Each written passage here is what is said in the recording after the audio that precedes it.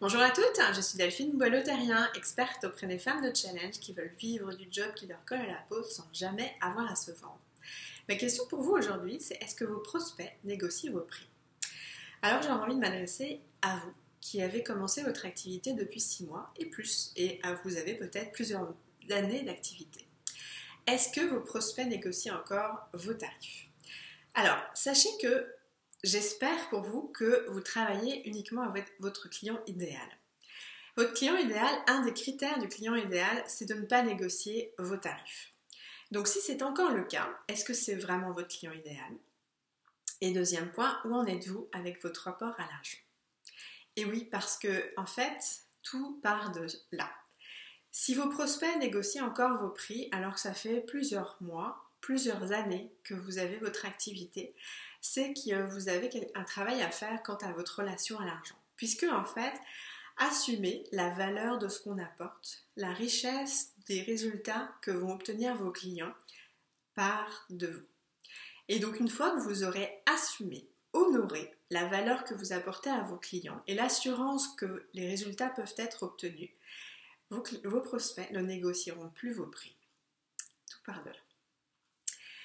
Ensuite, à vous qui avez démarré votre activité depuis peu et avez moins de 6 mois d'activité, j'aurais envie de vous dire, effectivement, il y a ce travail de relation à l'argent. Mais j'aurais envie de dire, il y a d'autres aspects et ces autres aspects, vous pouvez aussi en prendre soin. Alors, les deux premiers sont ce problème de la légitimité, c'est le fameux syndrome de l'imposteur qu'on a tout au début. Alors, une des façons de faire et de pouvoir le contrer, c'est de vraiment noter et de récolter. Donc, notez vos éléments de crédibilité par rapport à toute votre expérience professionnelle, personnelle. Qu'est-ce qui fait que vous en êtes arrivé à proposer ce que vous proposez aujourd'hui? Parce que ça ne vient pas d'un chapeau de magicien ce que vous faites aujourd'hui et les services que vous proposez. Ça vient bien de quelque part, de tout votre parcours et de toutes les envies, toutes les formations que vous avez eues.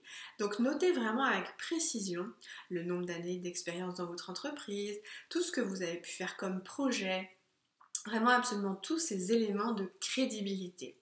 Aussi tous les témoignages, les feedbacks que vous pouvez avoir sur vous-même et quand vous êtes dans une relation de service. Donc ça peut être aussi des amis ou des proches que vous avez aidés. En quoi est-ce que vous les avez aidés pour vraiment comprendre, avoir conscience de la valeur de ce que vous apportez. Des fois, entre guillemets, juste de savoir écouter est une vraie compétence qui a de la valeur. Ensuite, j'ai envie de vous inviter aussi à comprendre que quand on démarre, en fait, il faut effectivement que votre prix, non seulement vous l'ayez ajusté avec vous, puis que vous puissiez le dire comme une lettre à la poste, mais aussi qu'il rencontre votre marché. Ça sert à rien de demander à Madame Performance de vous dire quel est le prix que je pourrais mettre, puis de mettre un prix élevé qui ferait que déjà, vous ne pouvez pas le dire comme une lettre à la poste, il y a forcément quelque chose intérieur qui vient être dans la performance, puis vous dire, moi je voudrais vraiment, je mérite ce prix. Or, on sait bien que si intérieurement, il y a comme des vibrations chaotiques qui ne sont pas cohérentes, alignées, vous aurez beau le dire avec assurance, à l'intérieur ça se sentira, vous enverrez des ondes qui diront ouais en fait je le dis mais c'est Madame Performance qui a répondu, c'est pas moi en toute honnêteté qui assume le prix que je vous propose. Donc en fait c'est d'y aller en toute ouverture parce que quelque part au départ qu'est-ce qui est le plus important? Est-ce que c'est vraiment d'avoir un prix, puis des fois comme je vous dis c'est Madame Performance qui vous l'a donné, ou avoir votre client? Des fois c'est et ou.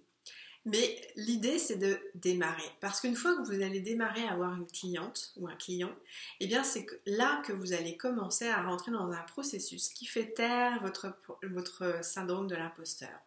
Donc, le principal, c'est d'avoir votre premier client et de faire en sorte que votre prix, eh bien, il soit ok avec vous, il vous respecte, vous ne soyez pas à vous dévaloriser pour avoir ce client bien sûr, mais même si vous avez donc quelques compromis à faire, faites-les, mais en respectant vous-même et en sachant qu'avec le tarif que vous allez proposer, vous êtes ok, puis vraiment investi, engagé et vous sentez honoré dans votre tarif. Donc en fait des fois c'est juste un équilibrage, quitte à ce qu'il y ait une compensation de l'ordre pas financière, mais de feedback concernant votre accompagnement ou d'un témoignage à chacune des étapes ou d'autres choses qui compensent le fait que vous aviez pensé à un prix.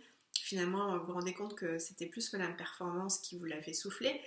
Et finalement, en ayant un prix juste qui vous respecte, mais peut-être un peu plus bas que ce que vous avez considéré, et en complément de ça, des feedbacks, des commentaires tout au long du processus que vous allez mener avec votre client. Ça peut faire la différence, ça va faire la différence. Comme je vous le disais, c'est de commencer à enclencher ce processus qui va vous permettre de répondre à monsieur saboteur qui vous dit que vous êtes une impostrice ou qui vous rend avoir un problème de légitimité. Voilà, puis j'aurais envie de vous dire, si aujourd'hui vous avez donc ces prospects qui négocient vos prix, vous en soyez au début ou plus avancé dans votre entreprise, n'hésitez pas à considérer prendre un rendez-vous pour une séance gratuite. Parce que ce sujet-là, vraiment de l'argent, est un levier clé pour la croissance de votre entreprise et votre confiance aussi en tant qu'entrepreneur. Parce que être entrepreneur, ça s'apprend. Je vous dis à très bientôt. Au revoir.